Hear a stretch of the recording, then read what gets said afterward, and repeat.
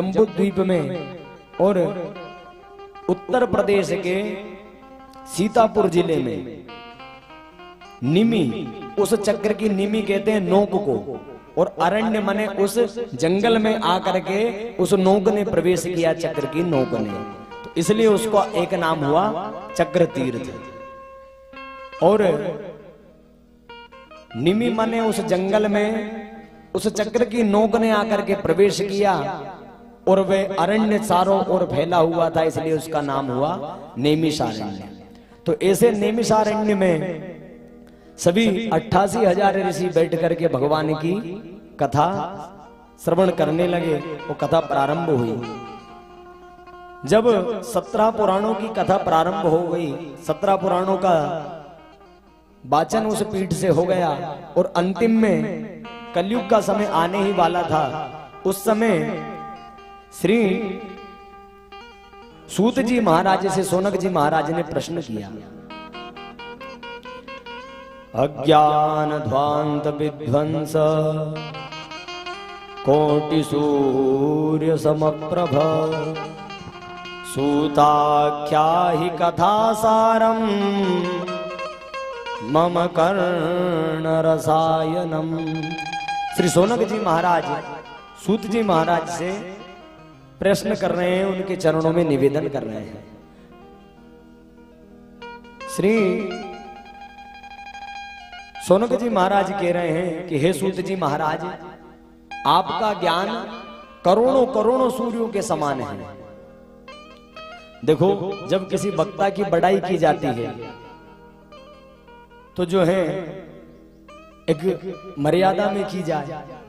अब यहां सोनक जी कह रहे हैं कि कोटि सूर्य समप्रभा, हे सूत जी महाराज, आपका तेज करोड़ों सूर्य के समान है।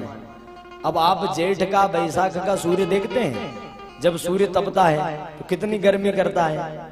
एक सूर्य अगर जोर से तपने लगे, 9 तपे की जो गर्मी होती है उसमें, तो जो है रोटी बेल करके अगर डाल दो रेगिस्तान में तो वहां भी वो रोटी सिक जाए, उसको सेकने की आवश्यकता नहीं पड़े। तो ये एक सूर्य का ताप है।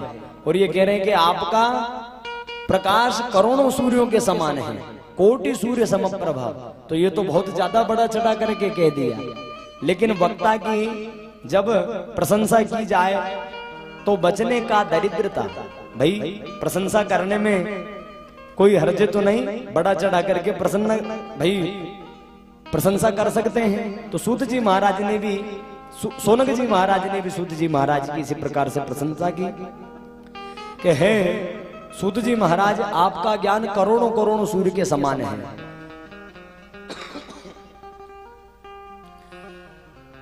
करोड़ों सूर्य कहने का भाव एक ये भी है कि एक सूर्य जब उदय होते हैं तो अब यहां उदय हैं तो अब बाकी के जिस क्षेत्र में सूर्य उदय नहीं है वहां अंधेरा होगा। जैसे ऑस्ट्रेलिया हुआ, अमेरिका हुआ, इन क्षेत्रों में अभी रात्रि होगी। तो एक सूर्य अगर कहते तो भाई जहां जब तक आपकी कथा श्रवण करते आपका ज्ञान रहता कथा का, तब तक तो शरीर में सब आनंद रहता। लेकिन जो ही कथा छोड़ी कि वो अंधकार छा जाए, तो करोड़ों करोड़ों सूर्य कहने का भाव ये है कि हे परमात्मा, हम आपकी जो ये कथा श्रवण कर रहे हैं, आपका ज्ञान करोड़ों सूर्य के समान है कि इस एक सूर्य रहेगा तो जहां सूर्य नहीं रहेगा वहां अंधकार होगा। लेकिन आपका जो ज्ञान है वो करोड़ों सूर्य के समान है, जो हमारे हृदय में कहीं भी अंधकार रहने ही नहीं देगा।